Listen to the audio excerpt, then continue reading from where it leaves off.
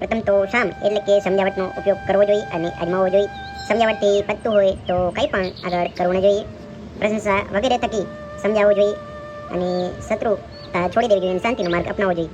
જો પ્રથમ એટલે સામ એટલે સમજણથી, પણ જો એમાં સફળતા ન મળે તો શત્રુ વધારે મક્કમ હોય તો ધન પ્રાપ્તિ એનો ઈરાદો હોય તો દામ એટલે કે રૂપિયા દઈને પણ તમે કંઈ પણ કામ કઢાવી શકો તો બીજા ક્રમમાં એ કરવું જોઈએ. સામ દામ બંનેથી પણ જો કામ ન થતા તો નિષ્ફળ જતા ત્યારે ભેદ એટલે કે શત્રુના રાજ્યમાં તેના કુટુંબીજનો, મંત્રીઓ, સલાહકારો, સૈન્ય, વહીવટ તંત્ર વગેરેમાં ફાટફૂટ, વિખવાદ, વિસંવાદિતા, કુસમ વગેરે ઉપયોગ કરવાનો પ્રયાસ કરવો જોઈએ. ભેદ નીતિના પ્રસંગમાં જાસૂસ અને દૂતનો ખાસ ઉપયોગ કરવો જોઈએ.